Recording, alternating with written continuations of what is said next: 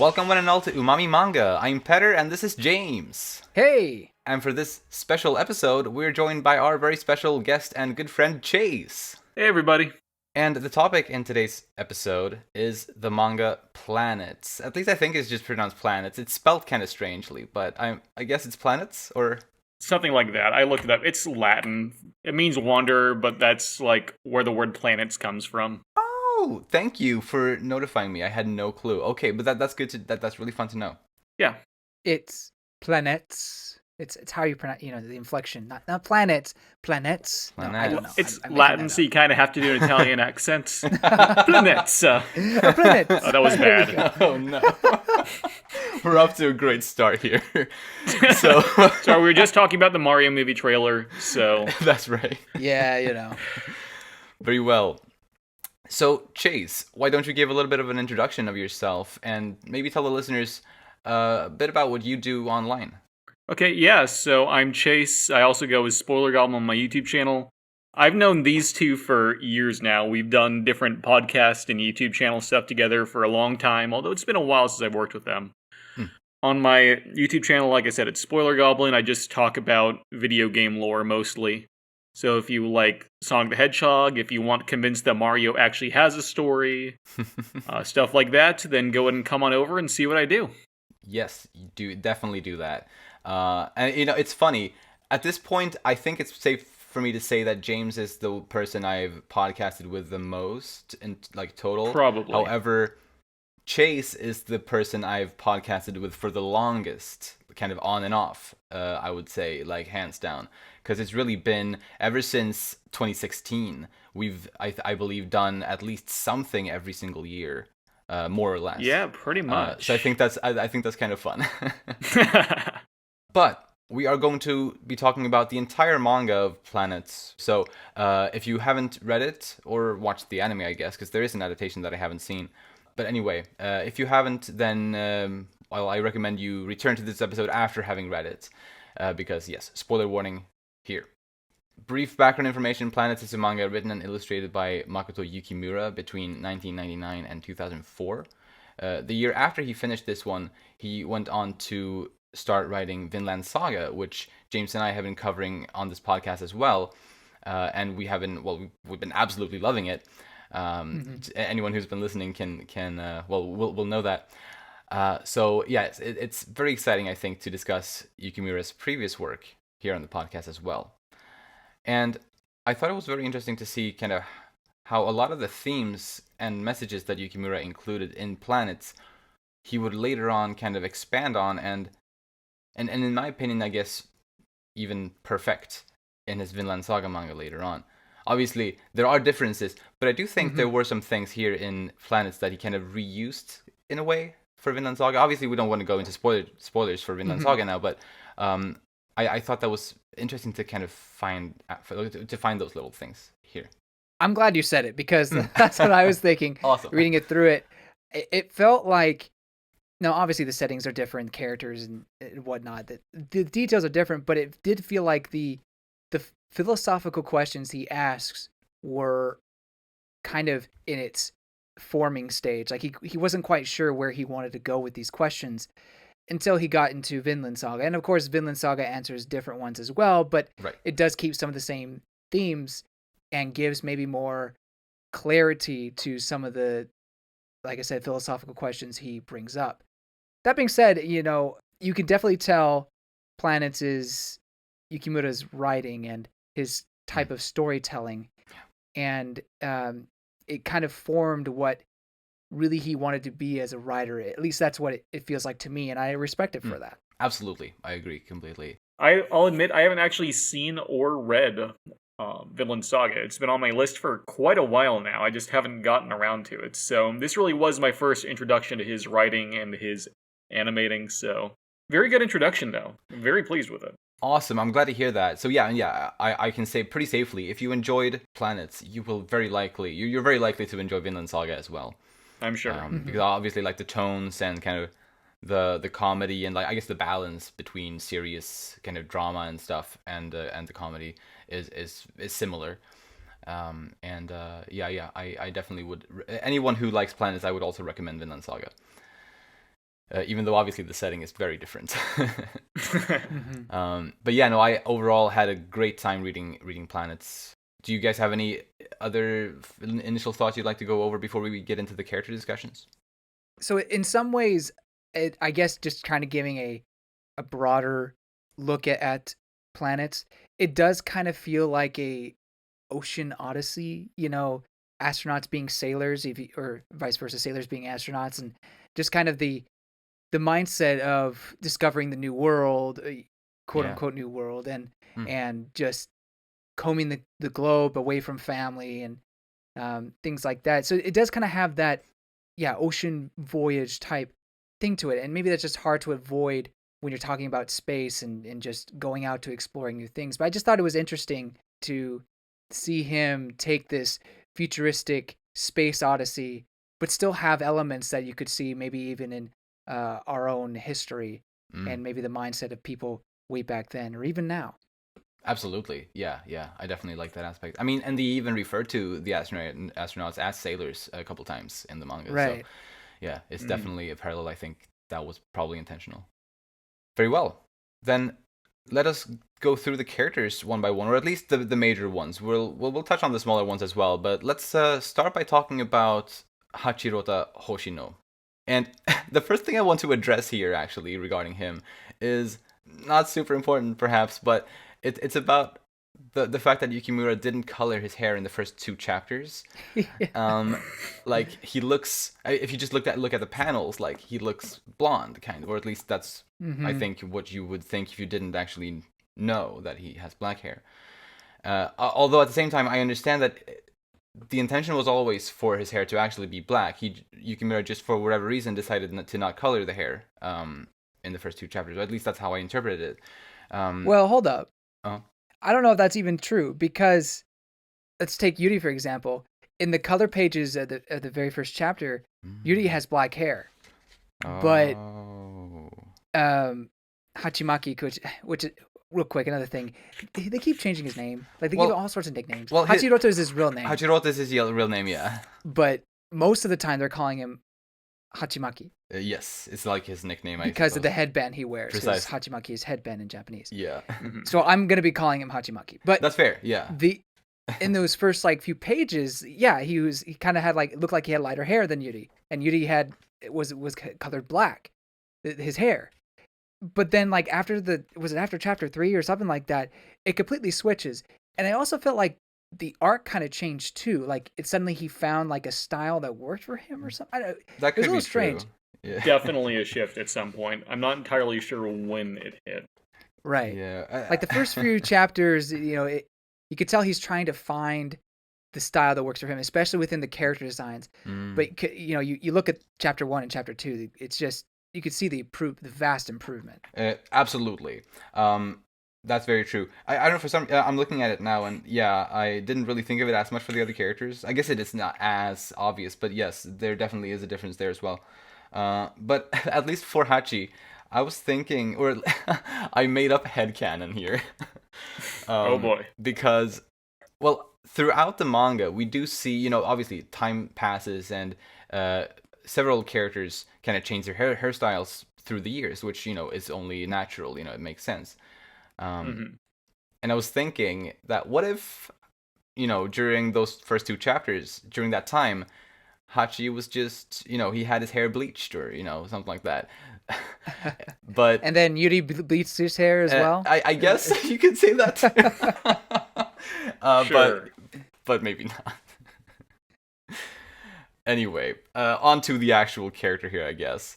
I really enjoyed his character growth, like from wanting to get away from the toy box, wanting freedom in space and really not giving a shit about anything other than that for pretty much almost the first half of the story. Going from that to wanting to return to the DS-12 and realizing that Earth is just too important to him and that he can't stop loving people. I thought it was a brilliant journey that he went through from something to another thing that's almost the complete opposite of what he started out as. But it made sense. I thought it was very, very well done. Yeah, I think it's very an interesting choice. They literally had him fall in love with love. Yes, exactly. It's beautiful. I think it's beautiful. Oh, it is. And I think all of us can just a little bit understand the feeling of being obsessed with a dream. True. Yeah. Yeah, there is that obsession that, I have to put all my work into this one thing. I'm alone in this. Only I can do this. And sometimes we can get caught up in that and lose sight of things and realize we don't have to do it alone. And yeah, I agree. I like his journey and his character development, or at least how he gets there, or not how, but where he ends up. Like, he ends up at a very good place. The how, sometimes I was kind of like shaking my head, rereading through things. It's like, what in the world is going on? Yeah, there were definitely a couple points where I had to question how a character came to a certain decision. Yeah, I agree. And some of it was just really trippy stuff, like the cat and him talking to himself. I mean, look, talking to himself is fine, but then he, like, his body decays or whatnot. It almost felt like it was just being a little too artistic and too philosophical for it to truly make sense. But that's fine, because I do feel like it still works. It's just, it was a little strange, especially the cat. I do agree. What is that? There are parts in that cat scene where I just didn't even know, like, who was talking when. Yeah. Is this line coming from Hachi? Is it coming from the cat? I don't know. Yeah, like, I'm kind of glad to hear that you guys were also a bit confused. It's not just me that's dumb. Because I got a little bit worried when I read it. I was like, I don't understand. But I guess it's not just me. Yeah, you can definitely tell this is a lot earlier in his career. Yeah, I mean, he has like all these great ideas, and he has really nice, how should I say, moments or times where characters think about their current situations, and he's really able to expound on that. But sometimes, or at least in this story, it feels like sometimes his connections to the lessons that they learned is a little hard for the reader to follow. At least that's how I felt like. I think that's accurate. Definitely. Now, I will say that there were some moments in Hachimaki's kind of journey, his character journey, that I really liked. For example, when he was on the Jupiter project, going on that mission, he had that moment where he kind of had like his, I guess, spiritual moment while by himself, but that really kind of took it out of him, where he realized how alone he was in space. But then eventually he woke up to that, and with help from Sally. I think that was a very impactful moment, and we realized how much he loved Tanabe, and I like that. Yeah. Though, speaking about that instance, isn't it a bit strange that he survived for a whole week, even though he only had food and air for 2 days? Oh, absolutely. Yeah, I mean, yeah, but like, for sure. He didn't even eat the food that he had for the 2 days. Did he not? No, if you look at the part where Tanabe shows up to get him, he literally says, "You just left, didn't you?" True. Like, he'd just been passed out that entire week. Fair. Oh my gosh. Yeah, that's so strange. You cannot live without water for that long. Like, definitely not. No. Like, I mean, it's definitely one of those, okay, that's Cap moments, you know what I mean? God was with him. Because I was thinking that maybe if he was just, like, breathing and eating very moderately and, like, very slowly, like, maybe he could make it last or something, but maybe that's a stretch. I mean, he could definitely survive without the food for that long.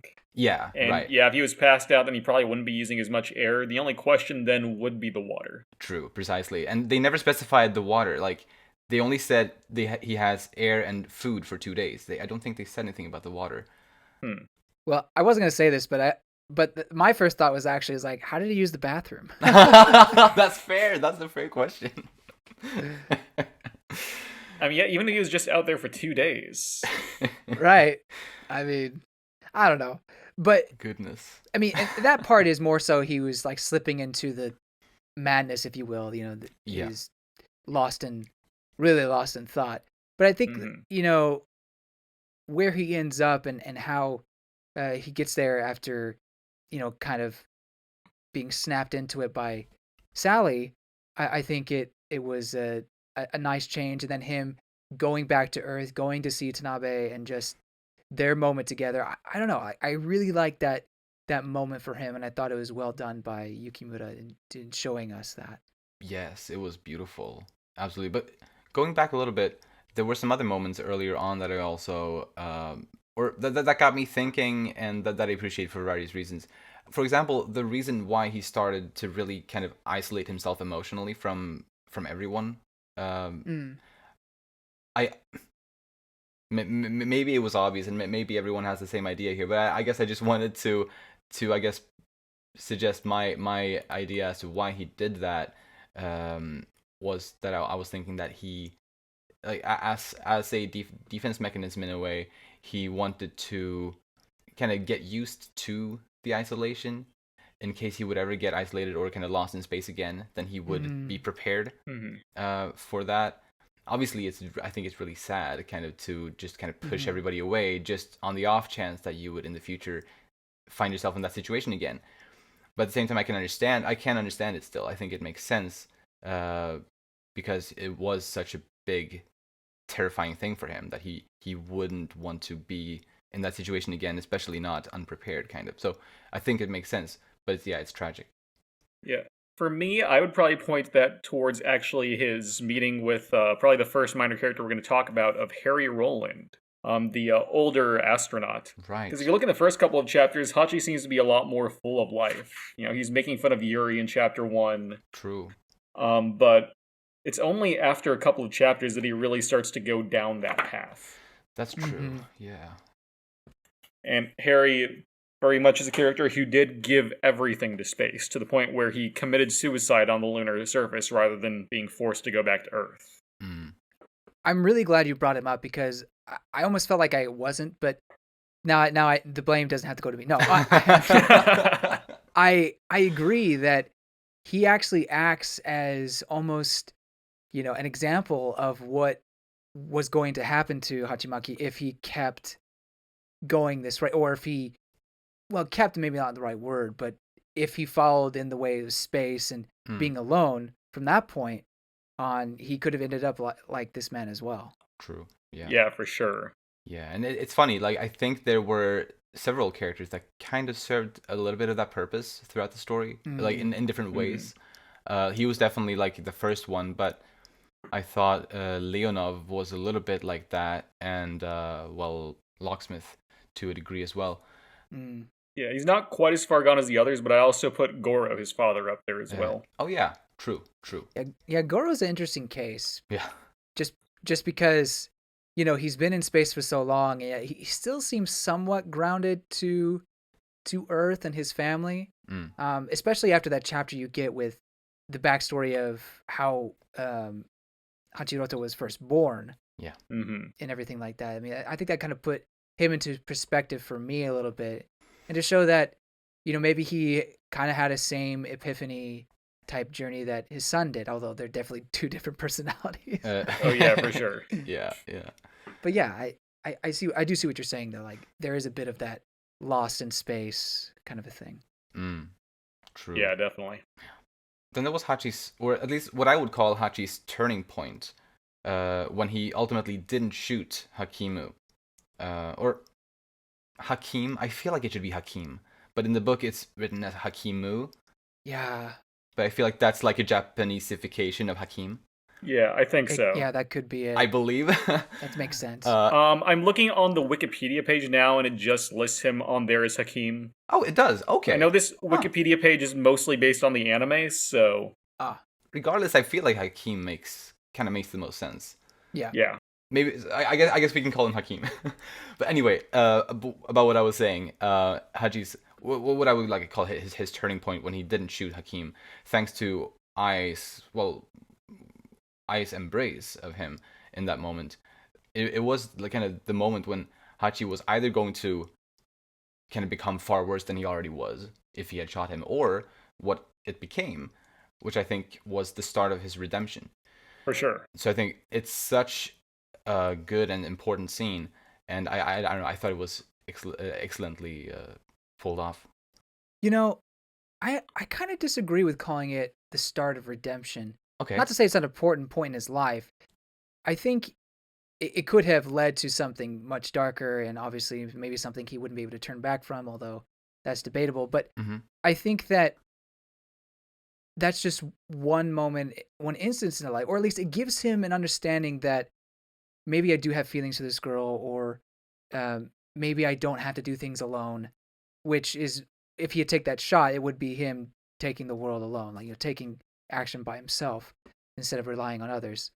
But that's not the only choice he has, and really maybe not even the biggest choice that comes his way throughout his journey. And I think there's just like multiple points where you can say, hey, that's a huge turning point for him, and he becomes a totally different person after that turning point is done. Because he's more or less the same person after this instance. He's just much more in thought about Tanabe than he was before. Right, but he's also, or at least, I believe it's the chapter after this, when he carries Leonov across the moon surface. I believe. Honestly, that probably was more impactful than the shot. They're both impactful. In a different way, but I agree. It's also a very big thing. But I was going to say that I think at the end of that chapter, when Ai comes to on the spaceship to rescue them, Hachi, he is initially kind of upset and like he doesn't want her help, and kind of the way he had been prior to everything or all of that. Mm-hmm. However, he does ultimately give in and ask for her to save Leonov. So I do still think that her intervention in the previous scene had affected him, or at least that's how I'm choosing to view it. I mean, I'm not saying it didn't affect him, but was it the big turning point, where you start his redemption? I mean, honestly, I think the entire second half of this story could be called the turning point, because there are so many points, but yeah, I am definitely with Petter in saying, though, that this is the beginning of the turning point. This is the point where he stops going down and starts to slowly tilt back upwards. Right. I do think so.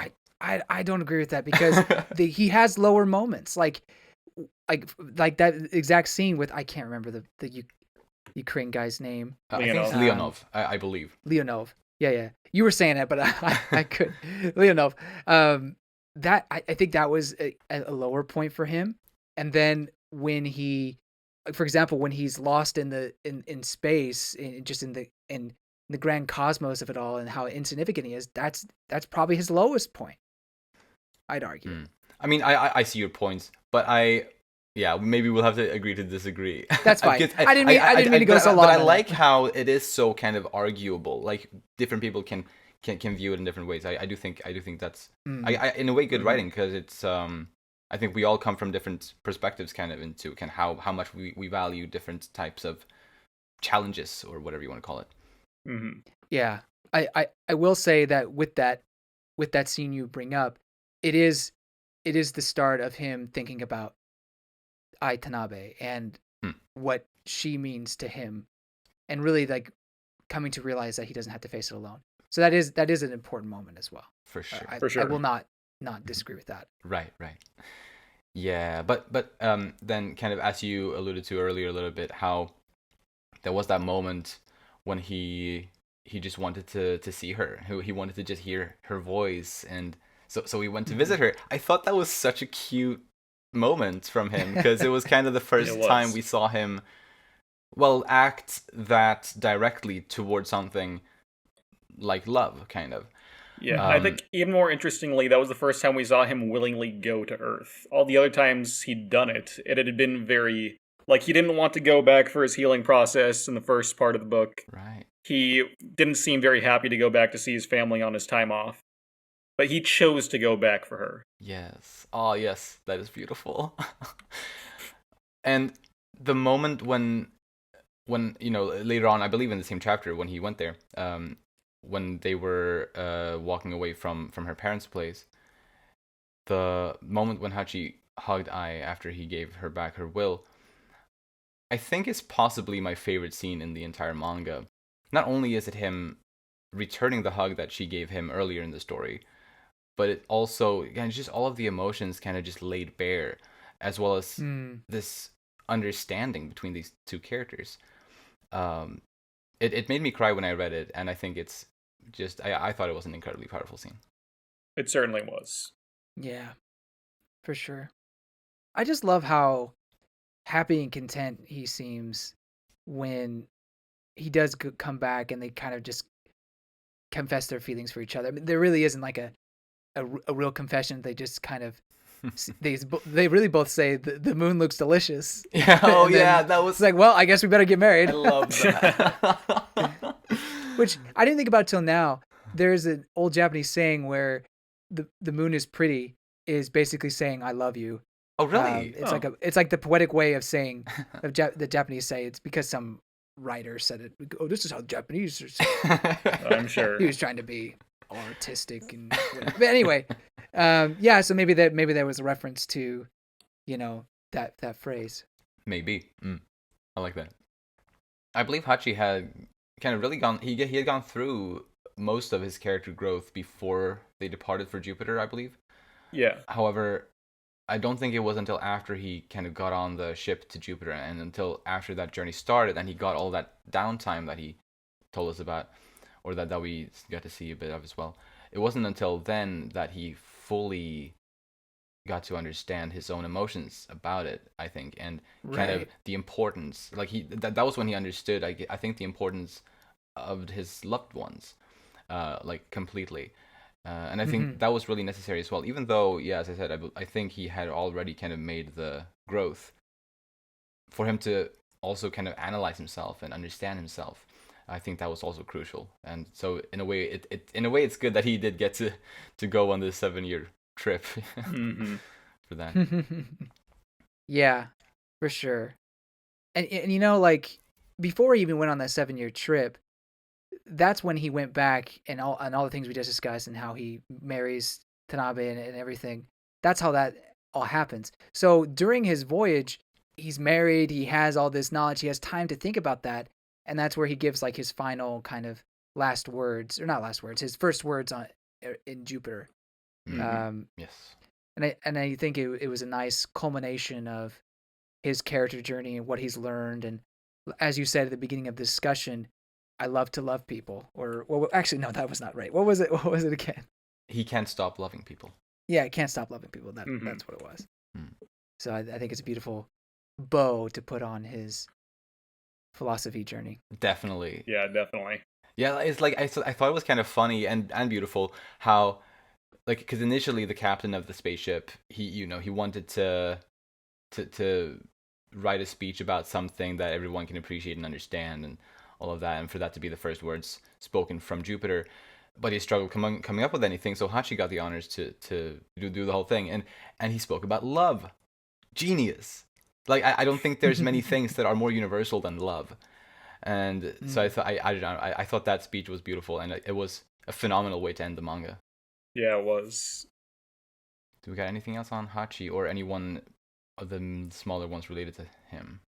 Just about his proposal to Ai is that they proposed with Shiritori. Like, I think that's so funny. I don't know if that's a thing that's been done before. Maybe it has, but I think it's brilliant. Like, it was very cute. As they explain the game in the manga, so if you don't know, you look it up. But it's a game that I played before, but it's just like using it in that context is kind of brilliant and cute, and also normal. Like it's not like this grand event where fireworks are going off and there's music playing.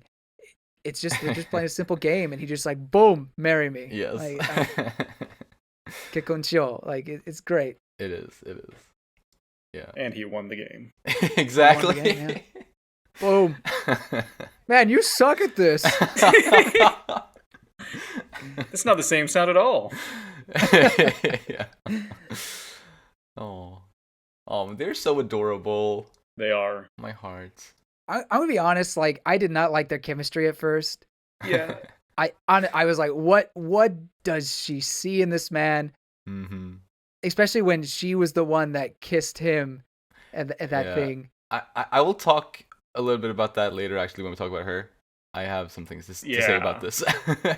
That's fine. I got ahead of myself. I'm No, sorry. it's all good. That's fair. But I do agree that I also felt a bit kind of weirded out by it at first. But yes, we'll come back to this. So we kind of talked a little bit about this earlier, but over the course of the story, Hachi had multiple weird, like, visions or, I don't know, remember the word I'm looking for is, not illusions. You know what I'm talking about. Yeah. Yeah. Which of those do you guys think was the most effective to you? Since we talked a little bit earlier about how a lot of those are really weird and don't make a lot of sense, are there any that really did hit you? Ooh. Well, I think in general, I believe, or I thought that his interactions with with himself, like with the reflection of himself or whatever, in the spacesuit, I think those to me made more sense than his interactions with the cat. Definitely. And you can kind of interpret those as him literally just kind of thinking to himself, and kind of pondering different angles or whatever. Like, I think it could be interpreted that way. So I don't think those were too, I guess, cryptic. Yeah, the last one was a little weird. I feel like that was a weird time for the astronaut self to disappear. That's fair. Yeah, that one's fair, yeah. But outside that, I would agree. The early ones where he's talking to his astronaut self were the most effective for me. All the cat design was very good. It is. You know, I kind of have a hot take on this. Uh-huh. While I was more, confused with the cat, I think it left more of the impact for me than him talking to himself. Because not only did it get me thinking, but I think it just left Hachimaki in a better place, like mentally, and like, he was more satisfied with his answer and his way of thinking, and it just get a bit of a conclusion to that growth for him. But do I think it was, perfectly done or clearly done? No. But I think for me it was the most impactful, though. If that makes any sense. It does. I think it does. Yeah. And kind of on the topic of the cat one, I was really surprised with how much, like, overt spiritualism was in this book. Yeah. I was expecting a lot of the social commentary, I was expecting a lot of the character work, but all the discussion of, like, is God in space? Right. And, like, the cat pretty much being, like, a manifestation of the universe in a way. That really, surprised me, and sometimes felt a little out of place. That's fair. I don't know for sure about Yukimura's religious beliefs. However, I'm pretty sure he said he was either agnostic or atheist, but that's just based on reading Vinland Saga. Gotcha. Maybe, yeah, I've forgotten about that in that case. However, I was going to say that it wouldn't surprise me if he's Christian, because both this one and Vinland Saga, I feel, deal with Christian themes in ways that are pretty obvious. Obviously, there are characters that kind of, I guess, take the opposite side of Christianity in both stories, but ultimately, I feel like the Christian messages are generally angled in a positive way in both this one and Vinland Saga. Yeah, Planets definitely convinced me that Yukimura was a Christian. It seems that way, although I couldn't say for sure. While I do agree that he did say he was fascinated by Christian beliefs and he has studied on them. I'm pretty sure in one of the Vinland Saga afterwards, he's just kind of talking about himself. He mentioned that he wasn't a Christian. Gotcha. Okay. Yeah. I'm pretty sure. You're I'll go back and double check, but fair. Yeah, but yeah, I don't remember it, but I mean, there's a lot of those little afterwards that he's done, so I don't remember all of them. But it, without a doubt, he's very fascinated with the Christian mindset and has used it in in both of his stories. Yes. So speaking about some of his family members, yeah, I actually really liked his younger brother. Oh yeah, Same. Kyutaro. Right. And at the beginning of the story, because I didn't really like Hachimaki at the beginning too much. That's fair. Because it was still starting out, and he was very selfish, I guess you could say. Yeah, I mean, he isn't easy to like, I think, in the early, like, almost the first half of the story, almost. I agree. I felt like Kyutaro would have been a better MC at that point. I was like, I want to see this kid build rockets and go into space and everything, just grow up. Yeah, we do get to see him literally grow up over the course. It's of the true, story. we do. Absolutely. And I like how when he sees his brother and I just like holding hands, he's like, man, what is love? Like, True. The cycle continues, that kind of a thing. Yeah, I did like that. But no, if there was ever like an alternate universe where Kyutaro was the main character, I think that would have been great. Or, if he would ever to go back to the story, I think Right. Kyutaro is primed to be an MC. Yeah, for a new story. Yeah, for sure. Mm-hmm. Do either of you have any notes on Nono? Yeah, I don't really have much on her because at the end of the day, she felt a little out of place within his arc a little bit to me. I agree with that, actually. Her inclusion didn't make a lot of sense. Right. Yeah. Like I didn't take any notes for her myself, although she did still have a whole chapter kind of dedicated to her. So that's why I wanted to ask if either of you had anything to say. She did, but I feel like that's outside his character and more so just complete world building. True. It was interesting that this whole thing about how people who have just grown up on the moon become taller because of the gravity. I thought that was pretty interesting. Yeah, I agree with it feeling kind of an aside almost. It almost feels like the first couple chapters were a pilot for his manga. Maybe he didn't really know where he was going to go with everything exactly. Right. What characters would be key. But I like Nono because she helps with world building, but also how it kind of gives the idea of home is where you make it, where basically where you grow up. Precisely. And her ocean was the I guess the fields of moon. Like it was kind of a special moment for me when I read that. It was beautiful, but that's about it. Yeah. I agree. I forget. Were we saying that Goro was separate? No, Goro's part of this. We're putting him so into we could this. definitely talk about him. He was probably my favorite character in this entire manga. Oh, nice. It's a very nice archetype that I tend to love. I can see that. Yeah. Sweet. Well, and like I said earlier, with his, back to his time waiting for his son to be born, it really gives you another layer to his character, what he was like as a, recent husband, soon to be dad. He was almost like kind of a different personality. Oh yeah, completely. In a way. But I don't know, I like the two sides of him, and yeah, I mean, he does seem rather immature at the beginning of the story when he first comes in, but as the chapters go by, you see that he is. I mean, yeah, he's still somewhat immature, but I mean, he kind of deserves it after, being the experienced astronaut he is. But yeah, you see his experience, you see how he is an actual father to Hachimaki, and yeah, I appreciate that. Yeah. I think we kind of see him go through a parallel arc to Hachi over the course of this series, where at the beginning he seems almost completely disconnected from his family, where like Hachi hadn't seen the man in like 5 years. Right. Mm-hmm. But by the end of the story, the two of them are flying a ship together. And it really feels like they have built that bond that they were lacking over the course of their life. True. That's a good point. Yeah, I really like that. And actually, it looked like considering retiring there for a little bit, but yeah. I don't know about you guys, but I read that the reason he decided not to was because Hachi wanted to be on that ship and he wanted to be there with him. Oh, interesting. I like that interpretation. I didn't even think about that. I just took him for his word, as as just which I still think there is some truth to it though. How he even though I'm sure he doesn't agree with everything that Locksmith does, but he still does have a level of respect for him because he knows that men like him will get things done, kind of.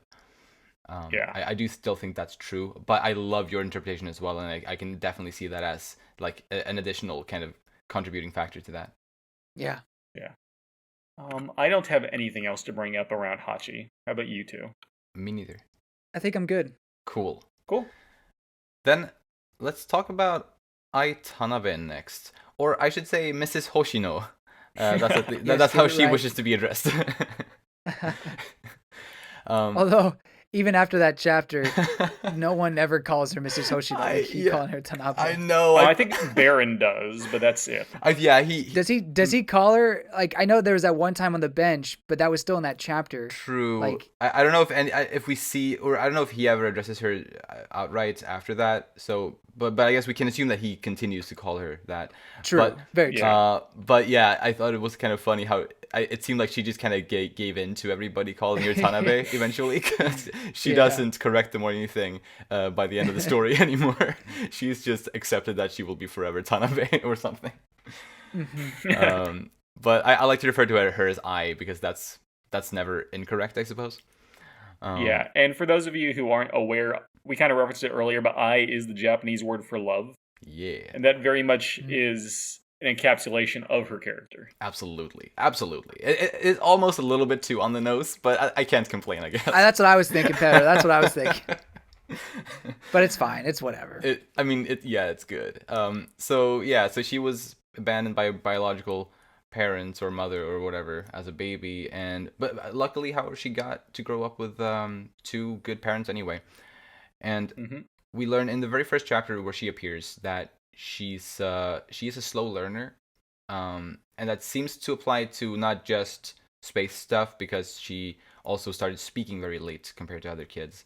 However, I don't think that just because she is a slow learner, she is like she performs her tasks poorly. I don't think that's the case at all. I just think it's the initial learning curve, I guess, that takes, I guess, longer than most people, but she can still, once she does learn, she is just as capable as anybody else, is my thinking. Because, I mean, she's perfectly good at speaking. Yeah, and by the end of the story, she definitely seems to be no longer the new person on the ship. Definitely, yeah. Absolutely. She very much has gotten used to it. Mm-hmm. But I absolutely love her strong sense of justice. Like, that was made very clear from the first chapter with the coffin in space, and it was obviously a big part of her character throughout the story, and that's one of her traits that I absolutely adore. Mm-hmm. Yeah, very, very opinionated and strong sense of justice. It's kind of a stark contrast from Hachimaki, who is opinionated, but in the opposite direction at that point. Very much all about himself. Yeah, I will say there's definitely times where, to me, Ai seems less like a character and more like a vehicle for Hachi's character arc. Yeah, especially the beginning of the story. Yeah, I do agree partially. There are times she does get to shine on her own, but for a lot of the story. True. I would kind of say that she, in a way, at least I would argue that she is the heart of the story. Because without her, Hachi wouldn't have had the growth that he had. And I also think she had a big positive influence on Fi.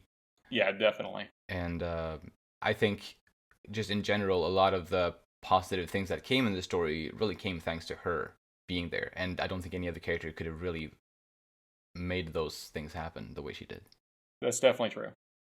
Going back to her origins, it all seems very mysterious. Like, yeah, it's implied that she was abandoned, but then there's that black cat, and the black cat is just around for a while, and it doesn't act like a typical, like, for example, the cat that she took into space with her, or took onto their ship. That acted like a normal cat in space, which was really adorable. But, it acted like a cat. It was peeing on the toilet, though, which I guess is possible for cats, but it's a bit unusual. It is. It also used its tail to flush, which is... True. That's not how that works.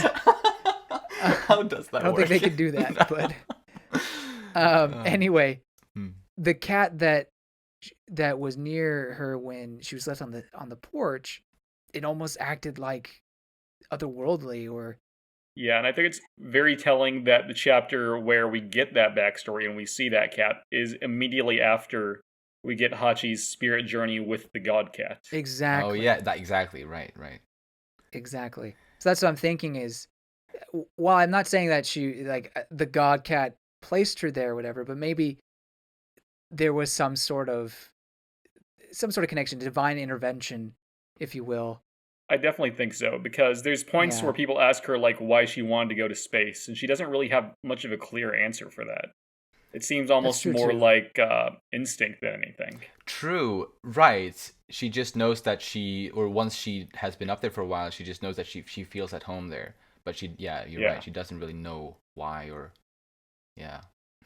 Yeah, that's interesting. I never really thought about it that way. Yeah, it is very mysterious, and I almost felt like it would have been a nice plot point to explore even more. But I guess at the same time, it is nice to leave it just up to interpretation. Yeah. And it's not like it wasn't a huge part of the overall story either per se. But it would have given her character even more to go off of. So That's I wouldn't have been fair. against that. True. I wouldn't have complained either, really. One thing I kind of thought about a little bit when trying to make sense of No-No in the story is wondering if, like, maybe there was a point in time where they were considering making I, like, an early Lunarian or something. That would have kind of tied back to her initial connection to space and give a little bit more to No-No, but obviously that never ended up happening. I agree. I think that would have been an interesting way to connect her, and it would have given reason to bring up the whole Lunarian thing to start off with. Exactly.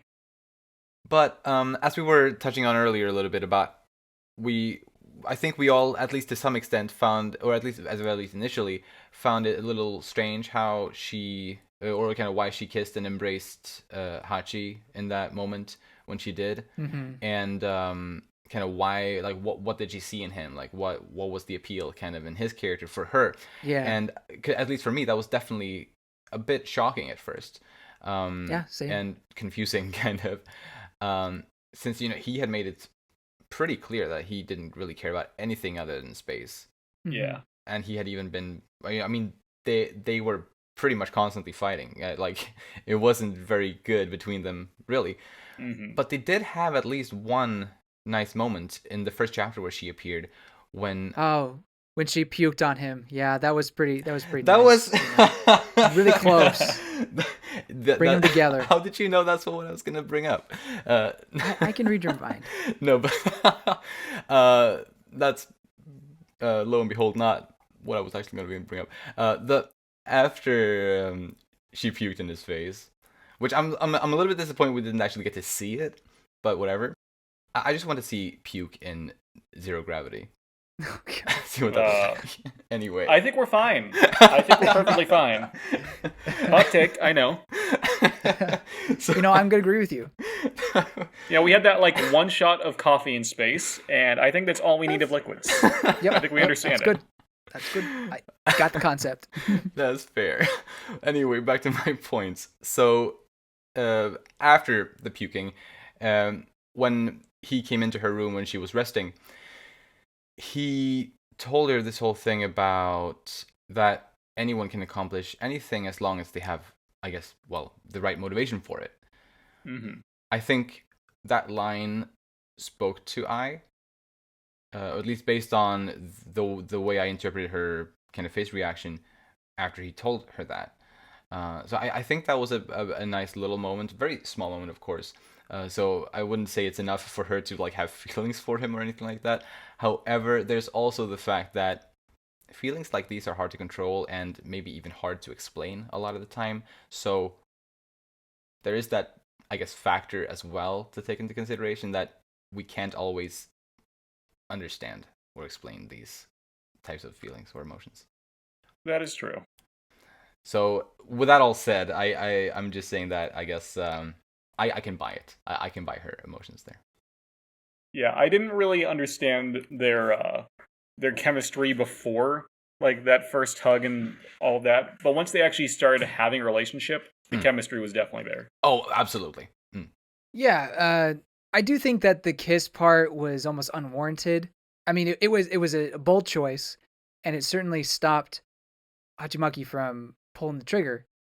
But I don't know, for her to like do that and basically confess your feelings in that way, it just didn't feel like it made sense. But from that point on, like, clearly, like, they grow and the relationship, turns into something. And I guess you could even argue that maybe that wasn't necessarily her expressing her her feelings or confessing, because after that point it's not like they're suddenly dating. Yeah.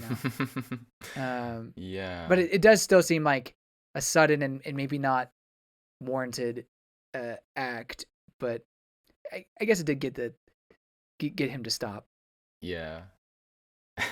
Yeah. No, but that's true. Like, it could have just been something kind of she did in the spirit of the moment without there being any feelings involved. It's possible.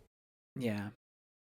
I guess there was a bit of maybe sexual tension between the two. I mean, it happens. Like, Chase, you know Fire Emblem. I do. 3 houses. I do. There's these 2 characters that, I mean, typical anime trope that they pretty much don't see eye to eye with each other. But I feel like people will still ship them. You know what I mean? And say that now that's a good couple. And even in their supports, like they have a whole thing where maybe you're not too bad or something. Basically it could be implied. I see. You're a Sylvain fan. Yeah. Well, actually I ship Sylvain with Mercedes, but that's neither here nor there. Conversation for a different day. Yeah. But my point is that there is that kind of sexual tension that can happen in real life and also maybe in a story where these 2 characters who seem like they don't, or they bash heads, deep down can actually hold feelings for each other. For sure. Yeah, I can definitely tell even from their first chapter. Like, I didn't understand that tension immediately, but I did know, okay, this is what they're doing. This is the love interest for Hachi. True. Yeah. It seemed... Right. Yeah, fairly obvious. Yeah, I agree. Anyway, sorry for that tangent, but that was just a thought that I had about their whole relationship, especially after that kiss. It's like, wow, pent up something in there. That's definitely fair. But I did make friends with, and not I, and as in me, but it gets confusing. We run into this problem also when we talk about the Kaguya-sama volumes, because there's a character called I, and there's another character called you, and it's just a bit of a mess. Anyway, Hoshino, did make friends with this guy called the Baron. Yes. A man who claims that he's an alien, and he's trying to make 100 friends, which, by the way, reminded me a lot of, or I guess it should be the other way around, but Komi Can't Communicate kind of has that premise, because the main character in that one this to was make the 100 inspiration. friends. This definitely may have been the inspiration for that, I imagine. However, I want to ask you guys, do you think the Baron is truthful in everything he's saying, or do you think he's making it all up? I don't think it's real. I think that literally everything that he says is some kind of trope for, alien stuff in movies or in books or whatever. He didn't bring anything new to the table, which makes me think that it's an illusion or a lie or something. It could be the mad ramblings of a sick man, maybe. But you know what? Part of me, and maybe this is just the wanting there to be something out there. Part of me is like, we have this godlike cat that is maybe just more like a figment of their imaginations, their personification, if you will, of a godlike creature of the universe. It makes, well, if that can exist, then maybe this guy could also be like that. But I mean, it's at the same time, it is really far-fetched, and I really don't know for definitive if it's true or not. But of course, I guess we can't know for sure either way. But James, just so I understand you correctly, are you more so leaning that he is truthful? I mean, do I have to give like a straight answer? It's more fun that way. Oh, come on. I think like that's what I was thinking. Nice. That there is some truth to that, but I'm not solid on that. I definitely want it to be real. Right. I think it's more so my want coming in than anything. Nice. But I also think it shows Ai's character in that she's willing to listen to someone who has strong feelings about this. Right. She's willing to see beyond the strangeness of it all. Exactly. And kind of take his word for truth. Right, yeah, like maybe some people would call her gullible. You can also view, or at least, well, I will say first off, I'm choosing not to believe him. Non-believers, Yeah. shun thee. However, in spite of that, I still think it's incredibly sweet how welcoming and kind of inviting Ai is of him, and just really trying to involve him in everything that's going on there, and becoming friends with him and all that, and trying to help him out the way she does. I love that, and I love seeing that.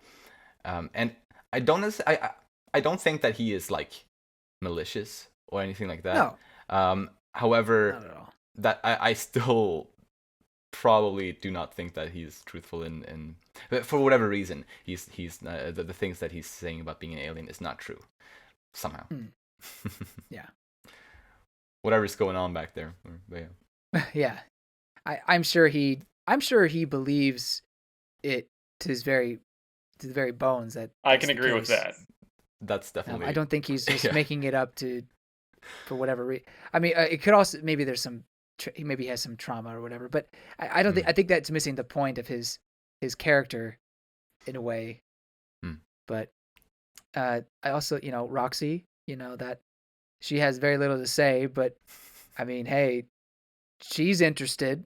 I mean, did you see that 4-panel yes, the 4-panel thing where they like brush his hair down? Once he got the makeover, I don't get what people have against pompadours. They're just not ready. They're not ready. Right. Yeah. Just wait a couple years. Anything else related to Ai? I really just like the random fact that her dad is like a former death metal singer. Yes, absolutely. Yeah. Like that comes out of nowhere. It doesn't matter to do with anything. It's just a cool little fact. Right. Yeah, I love that there were like at least like 2 full pages just kind of dedicated to his backstory or something. But yeah, as you said, it had no bearing on the story. Really. It is like the most angry possible lyrics. Yeah. It was really funny, honestly. So, next up, let's talk about Fee Carmichael, the captain of the DS-12. I really like how strict she is. Like, that side of her, I think is very fun to see. And I think she's usually, obviously not all the time, sometimes she's unreasonable, but a lot of, like, usually I believe she's kind of strict but fair. And I really like characters like that. While at the same time, she has this quite rebellious side at some other times. And I think kind of the discipline that her mother taught her is definitely clearly there. But I think her son and also those two characters kind of from different angles kind of helped Fee recall her childhood and helped her question things that she had probably stopped doing because she had grown older and just kind of accepted things the way she did as she was explaining. But yeah, so I like those contrasting kind of sides of her personality, and it never feels unnatural. Like yes, they are contrasting, and there's like they're quite different sides, but it really just makes her feel like a real person. I think. Yeah, she really does, and I think she's just really fun as a boss character. Absolutely. Even though she takes forever to finally get her time in the sun. Yes, exactly. It was kind of strange how she didn't really get to shine until kind of the last fourth of the series. Yeah, there's that one point in Volume 3 where just like she and Yuri show up. And they're just like, we don't even show up very much in this volume. That's like all they say. Exactly. It's true. I mean, she did have like chapter, like one early chapter she did have where she got to be a hero. So there was that. Yeah. But besides that, there wasn't much until kind of near the end there, where she had several chapters to shine. Yeah, which I guess that entire arc just wasn't put into the anime. So if you've only seen the anime, really, go and read Volume 4. Volume 4 wasn't put in the anime whatsoever. Dang, what? How dare? Oh my god! I know, right? The whole scene where she goes up against the U.S. government, like that's not there. Yeah, I'm just looking at the Wikipedia page now, and it's just like, Volume 4 characters only appear in the manga. Although some have minor cameos in the anime. Interesting. Well, the manga, or at least in some of the panels, or the joke panels, it did mention a character that only appeared in the anime. So right. I guess Oh, I didn't pick up on that. the anime may have gone in quite a different direction in some cases. Right. Yeah. Maybe there was a unique, like an anime unique ending somehow. Yeah. I'm looking here, and there's like 5 different characters that were only in the anime. I guess we'll have to watch the anime at some point. Yeah, get a probably different take. See if it's matches up. But yeah, with Fee, I think what I really like about her, and you guys were mentioning, is yes, she kind of does take the leader role, but also she challenges the authority in a way that I appreciate. It's not so much that she's trying to hurt people or anything like that, but more so she stands up for what she believes is right, and just doesn't really take much crap from anybody. Although I will say that her being a heavy smoker, while it is funny, I'm not a huge fan of that. I'll be honest. I mean, no offense to people who smoke. It's just, I mean, it is also framed as something bad. So I do think this like even you can tell a little bit that Fee herself is a little bit ashamed of being a smoker. I don't know about ashamed. She seemed pretty proud about it. But I also feel like even though it's clearly not a main message of the story or anything like that, but I do still feel like some side message kind of this story is kind of anti-smoking. Yeah. Well, I don't know about anti-smoking because it almost makes fun of people who are anti-smoking. I think they definitely are trying to bring up like these anti-smoking type of messages, but just because of the way that they do bring it up kind of takes the teeth off of it. It could have been done better, I suppose. I don't know. I'm just not a huge fan of the glorification of smoking in general. Of course, and I do agree That's fair. with that. I just don't think this was exactly glorifying it, but I do agree that it could have been handled better.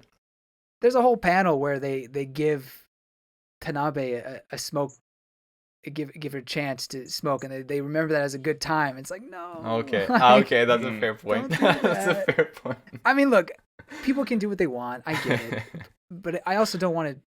Promote. I don't know. Maybe I'm being a bigot. I'm clutching my pearls or something. No, I mean, I agree with you. One shouldn't smoke. Like, it's bad. It's bad for you.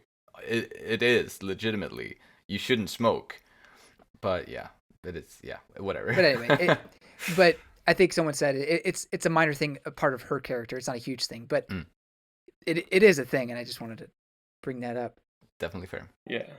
I will say along those lines, while I did enjoy Fee as a character, my favorite part of her was actually how she really brought in a lot of the social commentary in this book. Yes. So much of it, the story is focused on Hachi and his character arc, but with Fee, we get discussions of environmentalism, we get the discussions of war and international relations. A lot really rides on her story. Absolutely. And I think that was one of my favorite parts of the book, personally. It almost becomes a different story when Hachimaki is out of the picture. He's getting on his voyage, and it just kind of focuses on Fee and her time as captain or whatever. Yeah, it does become more of a social commentary about war but also social injustice and standing up to maybe authority that is deemed immoral. For sure.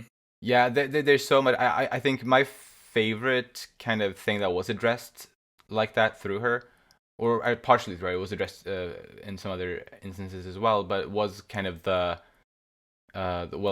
climate things, like natural resource issues being addressed like that. I thought that was probably the specific issue, I suppose, that spoke to me the most. Yeah, definitely. You mentioned climate. Was there any climate talk?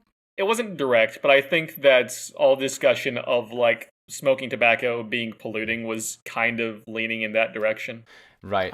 And there's also the fact that it's mentioned that the sea levels are rising, or I think that was implied. Yeah, I think that was somewhere in the story. Yeah, I think in that No chapter, Hachimaki mentions that there's no beaches anymore. Right, because the Yeah, sea that has sounds shifted. right. So there is some of that. And now that I think about it, I when I read that, I thought, oh, maybe because they just built so far out. But it makes more sense if the sea levels were rising. That makes sense. But the kind of environmental commentary that I took was more so using up all our resources and just going on to the next, and then using up all that. Precisely. Yeah. And I feel like that's what the terrorist organization was against. Yeah, the Space Defense League. Yeah. Yeah. So it does give you pause, like, where does it end, or is it right just to keep on going like this? And I don't know. I don't think Yukimura really presents an answer, and I don't think there really is a simple answer to it all. There really isn't. I think it's very telling that the SDL never actually gets defeated in any way. They just kind of get demoralized and stop doing stuff. Mm-hmm. True. Right. Or they kind of temporarily go into hiding only to maybe come back after the story ended, kind of, Yeah. I'm sure they'll come back in the future in some. Yeah, they'll come back for Kyutaro's story. Exactly. You'll get it, James. One day. I just want to briefly talk about her husband and son. Yeah. Al, her son. Look, I understand he has a big heart and cares about these animals, but he's a little brat. Like, yeah, he is. He's Come 9 on. years old. I get it. He's 9 years old, but you can't. And part of it is, yes, he's a little brat, and I said that. But actually, some of that blame has to do with the parenting and how the father just lets him bring in the. Look, I get it. You're supposed to be, the stay-home parent, and you want to make sure your son's happy while the other parent is away, but. You gotta lay down the law, man. You can't let him just have all these animals. It's true. I don't care if you're fighting against authority or whatever it is. Like, don't do it. Yeah, it's like, I definitely understand, like, I've seen this happen in real life. Not with the animals per se, but like with my cousin and her son. I've definitely seen that, the dad was in the army and he was gone for long periods of time, and my cousin really wasn't quite as strict as she could have been. And as cute as that kid is, he's a little brat. No. Yeah. He's got to be like 6 now, I think. Right. Yeah. I mean, they call military brats for a reason. Uh-huh. But it is true. Like, obviously, the parents are ultimately to blame in those instances. Yeah.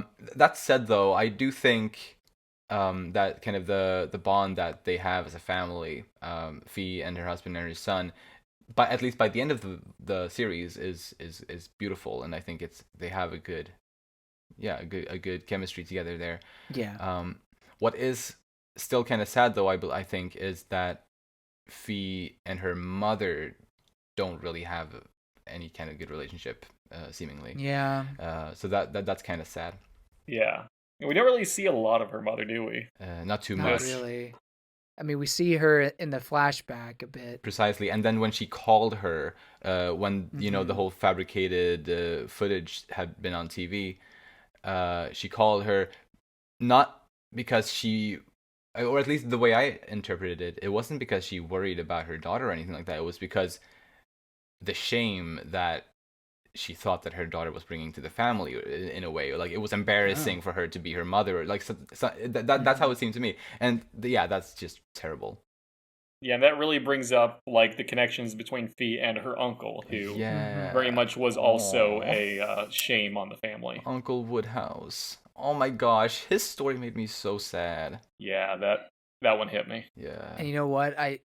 As sad as it is to say, I don't think that is far from a reality, to be honest. Like, exactly. I'm sure there could have been someone like that who, for one reason or other, maybe he had a mental disorder or social anxiety, or maybe he was just different. But, because of the racial injustice of the time, the prejudice, like, or any time, like 30 years in the future. Oh yeah, good point. I forget the time frame sometimes. Fair, that's fair. Yeah, the main story took place in like the mid 2070s, so yeah, that probably would have been a good 25, 30 years before the events of the story. Yeah. But yeah, like, really, society was just really working against him, and I think in a different well, we were just talking about time periods, but in a different time, some time, or on a different planet, I guess, just elsewhere, somewhere not here, or as Yukimura would say in Vinland Saga, his skills and his way of life would have been highly valued. Like he was, I think he is someone who, under the right circumstances, could have been incredibly kind of valuable to a society, but it's just that this society just wasn't really working for him, sadly. Yeah. And it's really sad that Fee's mom didn't believe or have faith in her brother, that the rumors were just rumors. Like, she was like, well, for all I know, he could be. And that whole aspect was very disappointing, and it's understanding why Fee would have an estranged relationship with her mother in that way, and maybe even turn into the rebellious but incredibly bad A woman that she is. Yeah. Did you guys like that motorcycle scene? Motorcycle was great. Yeah, that moment. I mean, it was just a nice moment of reflection for her. I thought the dog barking was rather odd, like almost like terrifying. Like, yeah. If a dog barked like that at me, I'd be, oh my gosh, get back. Yeah. The first time I read it, I just kind of, I thought it was kind of weird why it would bark like that, or like, I guess I didn't see the point in it other than being shocking, kind of. But you stop her from praying. Exactly. That's not praying, how wishing. That's how I understood it the second time around. Like, don't make a wish on a fake comet or a fake shooting star. Yeah. So I kind of I like that, actually. Doggo was a good boy, though. Absolutely, such a good boy. Roy. I like how it got her uncle's name. Yeah. But guys, I can't believe Colonel Sanders is in this manga. I know. I know. Oh my gosh. Would you like the side of fried chicken? This is the greatest crossover of all time. Finger licking good. Oh no. Sign this treaty and we can make sure everything goes right, Miss Fee. I kind of wish we got to see a little bit more of him. Like, I know he was only meant to be a one-off joke character, but if they'd carried out like the war plotline a little bit longer, I think he could have been really interesting. Yeah, that is a plot point that would have been very interesting to follow. Was he or how exactly was he able to convince potentially the U.S. military to not? Although I guess they did end up firing missiles anyway. Yeah. So maybe it was all for naught, but still, like, they made the whole point about how if they ended up going back to Doc, then they would have been arrested, and that like he would provide them supplies and everything, and then we just don't see that played out outside the fact that she gets grounded for a while. That's it. Right. Yeah. There were some missed opportunities there, sadly. But at least he still has Kentucky Fried Chicken. Yeah. But I thought I touched on the fabricated footage that he, or supposedly that he had done. Deep fake technology. Yeah. That's even more terrifying than would have been back in 2004. Exactly. Yeah. That's kind of the saddest thing about it, is the fact that it's totally realistic now. Kind of. Oh gosh. Yeah, it's creepy. But do you have anything else on anything related to Fee? Yeah, like one kind of thing overall is, have you noticed that almost all of the women in the story have relatively short hair, and not just the ones that are in space. Like, I get maybe having short hair in space, the long hair would get in the way, so they cut their hair. Like, I could see that seems understandable. But even like Hachimaki's mom, and I think Ai's mom, like, she has somewhat, like, her hair can be long, but I think she had it in a ponytail most of the time. In ponytail, she right? Did, yeah. So it's like, did he not feel comfortable giving women longer hair? Like, I don't know. There was one point in one of the 4-panel comics where he talks about how there was a character that he didn't feel confident drawing. Oh yeah. So I have to wonder if there is something there with his discomfort with drawing women. Who knows? But he does do it in Vinland Saga. He does, yeah. Both men and women, yeah. Yeah, both men and women. So maybe he gains confidence at one point. True. But it was an interesting choice to basically everyone has just a rather short haircut, at least the women. The conclusion I wanted to draw from that was that maybe it's just Yukimura's preference. Maybe he, I that's jokingly wrote that down. Don't kink shame the man. No, not at all. Then I guess we'll move on to Yuri Malakoff next. Yes, the man. The man. The man. He's very. I really like his just kind of vibes. Like his style in general is very chill. For sure. But in the very first scene of the manga, Yuri said to his wife, "What? Are you scared to be alone?" And I didn't think much of it in my first read, but on my second read, that line did make a bit of an impact to me because it made me think about Hachi's fear of being alone in space. Mm-hmm. After having, I guess, experienced that through Hachi, I can understand kind of the fear of that. And I thought it was an interesting thing to have in literally the very first scene, have that be brought up, even though it was just very vaguely, for it to obviously become a much bigger thing for the main character later on in the story. Yeah, no, it was a great moment. I did take a little bit of like a time to think about the "please save Yuri" in the compass. Yeah, so did I. I was like, what is that really supposed to mean? And is that really as impactful as it could be? Yeah, I was wondering if she did she see the future and know this is going to happen? Was pleading to space for Yuri to survive? I don't know. Does seem out of place. I honestly, I never thought about it much other than just my initial thought being that she was hoping to some, I don't know, religion or just spiritually in some sense that, since she was afraid of traveling through space, and she was, I guess, if one is that afraid, then one is also maybe thinking of the possibilities of accidents. Then she wanted Yuri to be safe for that reason, and not necessarily that she foresaw it, but just that because she was so afraid of it, she was cautious, and she was she just wanted, or just genuinely wished that he would be fine. That's how I saw it anyway. That's fair. I think what Yuri provides to the story is almost like a benchmark for Hachimaki to reach, because I think the conclusions that Yuri comes to in his own life are somewhat similar to the conclusions that Hachimaki himself has to come to. Obviously, Hachi is more about loving people and, not wanting to stop that. But I think while Yuri has let go, they both have this moment where they have existential crisis, and they don't understand their place in the universe, or, what is space and all that. But they kind of have the same conclusions, while Yuri comes to it a little sooner, much sooner than Hachimaki, understandably so.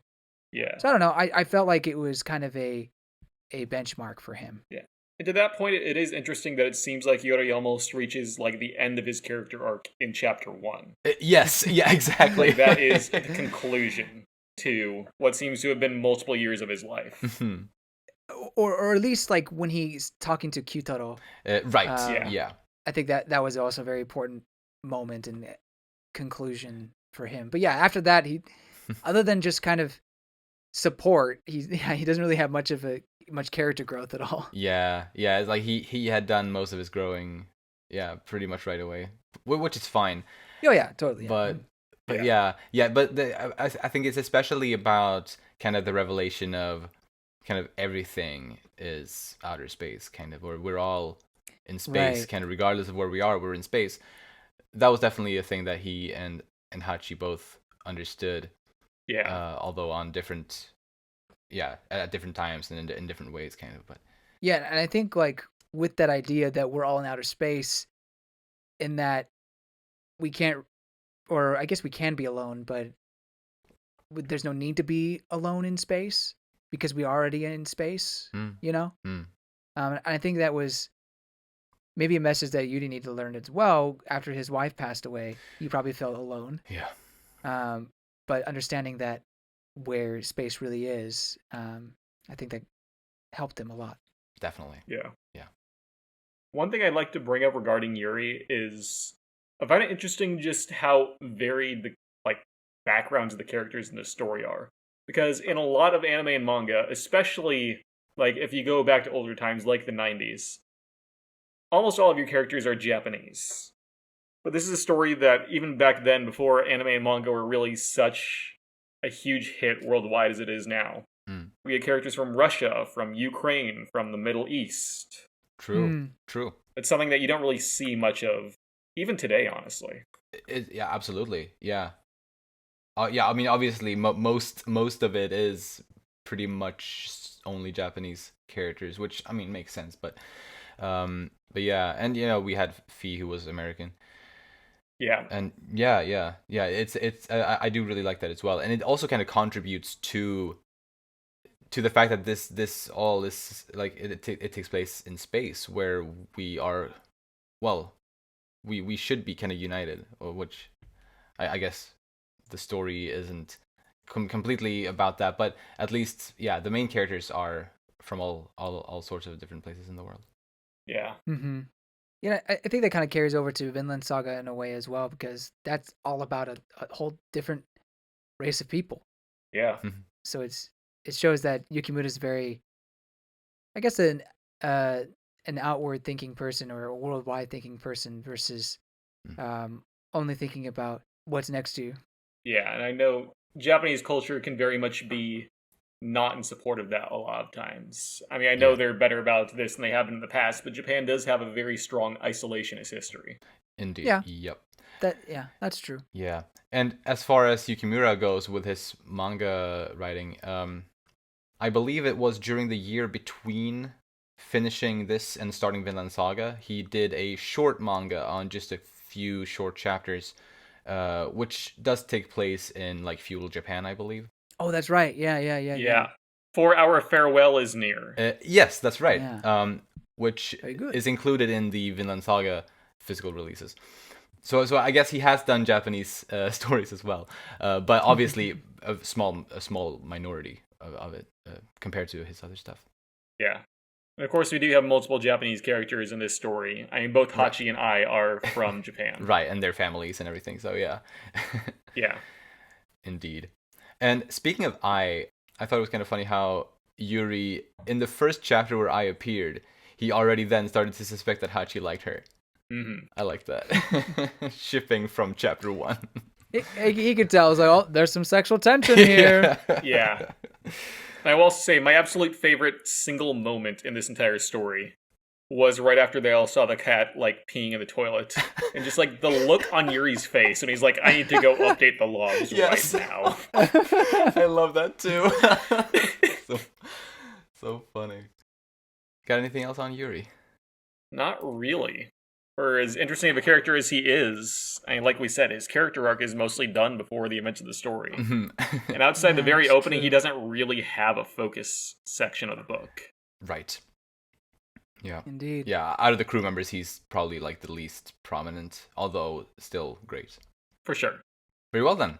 The final character that we're going to talk about is Werner Locksmith, who, well, for those listening, we did kind of sprinkle a lot of characters throughout the previous 4 main discussions, but Locksmith, I didn't think he fitted really well enough into either of the other discussions, so that's why we're giving him a little segment of his own. And this guy, what a bastard. Oh yeah.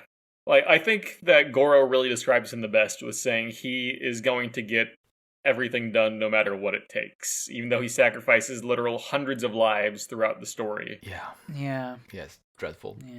Yeah, like seeing the imagery of the explosion that he caused on the moon. Yeah, and they're sure to come back to that multiple times. Right, and like just the image, as it's terrifying. I think just seeing like that explosion, the way it's shown, kind of on the surface of the moon there. I mean, the act itself is absolutely dreadful as well, but I don't know, the imagery really affected me. Yeah, and especially keeping the scar that like Japanese culture has from nuclear explosions in the past. Yeah. I'm sure that hits even stronger to someone with that kind of cultural background. Good point. Yeah, at first I thought he would be some sort of antagonist for the story. When I was first reading the story, I didn't really understand too much where he was going with it. I don't think that is the case. I don't think he's an antagonist to really anybody. He's just a shitty person. Yeah, exactly. Yeah. Exactly. It's an interesting kind of deep dive into the mind of someone who just thinks differently, who thinks without humanity, without compassion. Mhm. And I think there was like a tad bit of moment when he was talking to Yamashita, the sister of one of the engineers he knew, Mhm. and maybe there was like a tad bit of regret and compassion at the end there from him, but he, at the end of the day, he's just a man who has thrown away all those sorts of feelings and humanity, just for the sake of this mission. Yeah. And so it's an interesting idea to think that some people just don't think the same way that we do necessarily. Are they bad people? Yeah, I mean, I think I'd argue that even in this story that Werner is painted as someone who's not great. Yeah. But it also shows him in a light that he's getting something done, like he's furthering humanity. And even Goro says people like you said, people like him are going to be the ones who innovate the future or bring humanity forward. Yeah. So it's interesting, and you could even argue something like that's happening today. Although I'd argue further that there still needs to be a level of compassion even with the innovation. Right. It doesn't need to be all soulless. Exactly. Yeah. Ideally, there would be actual compassion behind there, and and I guess that is kind of what makes his character definitely complicated. So he's interesting to read, I think, but he's a dreadful man. Yeah. I find it interesting that they chose to end the story with him. Where I think is the very last shot of the book. No, the very last shot of the book is a screw. But the last shot we see of a character pretty much is him just sitting next to his car, listening to the radio, smoking, listening to the speech. He's one of the last, I believe. Oh, there is one more page that shows Yuri and Tanabe. Right. But still, yeah. I mean, the final chapter really was like the focus on him was very much there in the final chapter. Yeah. Yeah. And I think part of that is because Hachimaki is finding, something that he'll never have, or at least he's kind of forsaken, and that's love. And finding the power that is there and how, powerful that can be. Yeah. Because his final line is, "You make it sound so easy, kid." Almost like he just can't comprehend that kind of power. Precisely. I'm kind of wishing that they'd pushed out, expanded that final chapter a little more, because we only had a little bit of that conversation between him and the priest, but I think that could have gone a very interesting direction if we'd gotten more of it. That had, been its own thing. True. Yeah. I did think about the man doing the confession in the church in that final chapter and kind of his story and kind of the relevance of that. I was pondering that a bit, and the way I interpreted it was that man's words, or at least his feelings and everything that he expressed to the priest, is something that may also be going through Locksmith's head. Yeah. It's just that Locksmith, he has just fully accepted his circumstances and he's not weighed down by his sins the same way that most other people would be, kind of in that situation. And I think that's the difference between him and the man doing the confession. Or did you guys have any other views or takes on that? No, I definitely agree that it was trying to show us what he was lacking. Because very much Locksmith could be saying the exact same thing about the engineer whose sister he met. Yeah. Because it seemed like this is someone he was close to, he had a lot of respect for, and whose death he ended up causing. Yeah. Yeah. No, for sure. And I think part of it is probably he just doesn't think about it. Clearly he goes and puts the flowers in the book on that grave and everything, and he has that whole moment, but I don't think he's dwelling on the sin. Nah. Yeah, that's his only moment of humanity in the entire book. Yeah, that moment is his only point of humanity, but he's trying to like not fall into that, I guess, guilt and not acknowledge that. He even mentions that he feels guilty about walking into that church. Yeah. So I do think that he's just avoiding it instead of not feeling it. You know what I mean? Like, yeah, I could see that. Like it's there, but he's just ignoring it. Right. And honestly, one thing I've been kind of thinking about ever since we were talking about how Yuri's character arc really ended, like as Hachi's began, is we see here Hachi's character arc ending as we just look on a very dejected Locksmith. I'm wondering if that's kind of implying a circular nature of like one person's story ends just as another's begins, and maybe this is the beginning of his own story. Right, like his own improvement, kind of, or yeah. I like that. I like that idea a lot. Or it could be someone who's become swallowed up in his own obsession, swallowed up in space and whatnot. Like another example of that. That's fair too. I think that we really have seen enough signs of like there being a little bit there that he's just pushing down. That I don't know. Maybe I'm just looking for hope, but no, but it's nice. I want to see that as well. Very well. That brings us to the final stretch of this episode. The first thing I want to say, in the final bit here, is that kind of my impression here is that Yukimura, or the way I see it, that he really did his research on a lot of the things, kind of in terms of the science. In behind a lot of the stuff that he brought up in the manga, it seems that he read up on a lot of things in order to make it as believable as possible. However, I specifically wanted to ask you, Chase, as an engineer, kind of what's your take on the realism of the sci-fi elements in this manga? Oh, okay. I was wondering why you were asking me about what kind of engineer I was the other day. Like aerospace isn't my thing, so I only have so much background here. Fair. But a lot of what they like, and obviously they didn't focus a lot on the technology, but what I saw seemed pretty reasonable. Nothing seemed to be super out of the possibility of what we could achieve. And one thing that I actually found really interesting is that when they talk about the Kessler syndrome, that's actually a real thing. Like that's something that's been talked about in real life. I'm actually looking into it now, and it looks like it was actually like proposed exactly 1 century before the events of like the ending of this story. Because I think that the war arc took place in like 2078. I think it actually did say that somewhere. Right. And it was the idea was first proposed by NASA scientist Donald J. Kessler in 1978. Interesting. So, yeah. That's very interesting. It is. Yeah, and using floppy disks to share information. I mean, that's the future. Oh yeah. There's definitely traces of the 90s in there, or like early 2000s for sure. But also, like I said, I haven't read or seen Vinland Saga, but I also know very much that is somewhere else where he has done like that's one thing I have heard about the stories. He's done a lot of research about those cultures. Absolutely. It's very, especially for me as a Swedish person, it's such a treat to really see how much of an effort he put into researching like our history. It's really, really fun and cool. And I feel like it's probably kind of similar with this one. Yeah.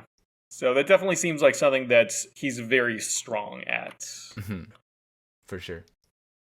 So, who would you guys say is your favorite character from this manga? Goro. Oh yeah, you said Goro already. Yeah.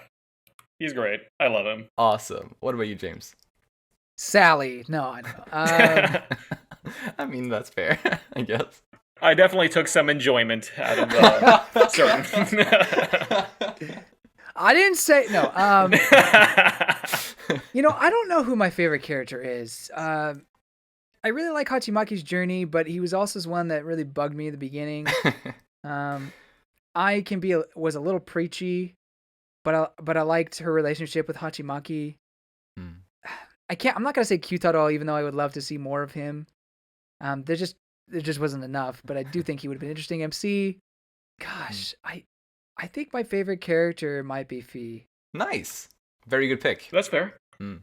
I think that, yeah, with her, the social things that she brings up, but also her arcs are just so interesting that I think she's my favorite. And then it would be Hachimaki, I think. Fair, very fair. Both good choices. Definitely. As for me, I'm gonna have to go with Ai, because I just love characters like her. I do agree that she could have been done better. Like, she could have had like focus that made her more, I guess, given her more of her own things to do, kind of, I suppose. But just her personality and everything is just, it appeals to me too much for me to not pick her as my favorite. Yeah, that sounds about right. And as for my last question, how would you guys rate this manga on a scale from 1 to 10? I actually did write a short review of this story, and I gave it a 4 out of 5 stars. All right, so I guess that's an 8 out of 10, or... Yeah, and I think Volume 1 was a little bit stronger than Volume 2. I might have given Volume 1 like a 4.5. Oh, that's interesting. I didn't think to really divide it like that. But then again, also, which volume you're talking about can be different depending on which version of the books you get. Precisely, because in Japan they were originally released in 4 volumes. Yeah, and even the 4th volume had a part 1 and a part 2.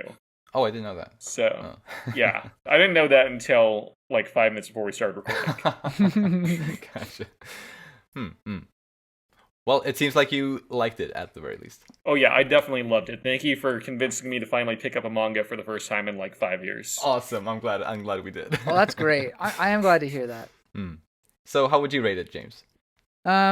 This one I've actually been thinking about a lot.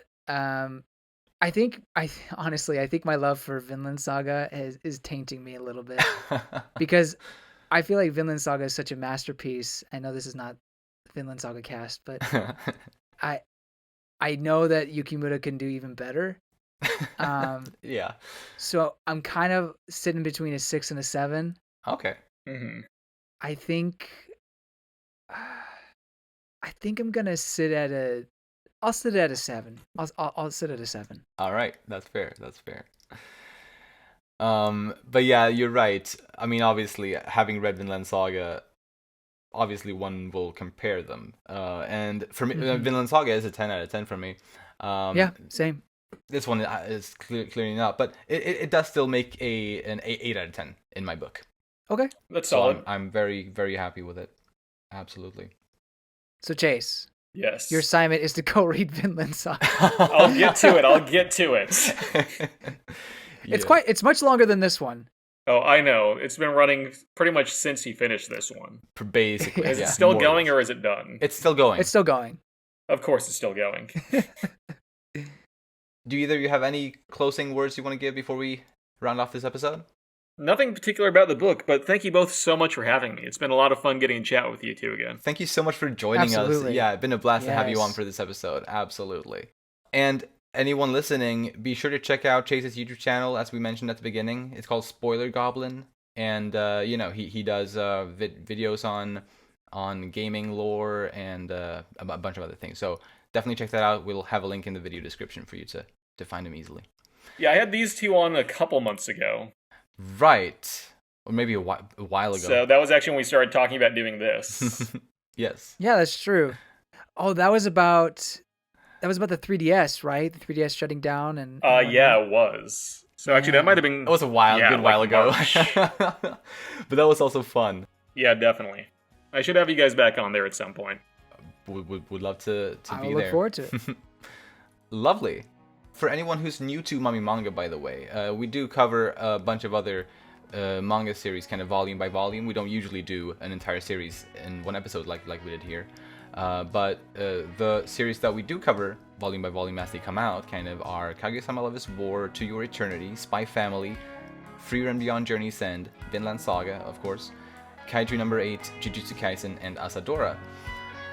And with that all said, if you enjoy our content, you can follow us on Twitter at Umami Manga, and it would be lovely if you'd like to support us by rating our show on the podcast platforms and subscribing to our channel, Umami Manga, on YouTube. If you like this episode, please share it with anyone you think might enjoy it too. Thank you so much for listening, and we'll see you next time when we'll talk about something else. Bye-bye! Goodbye, everybody. See you later.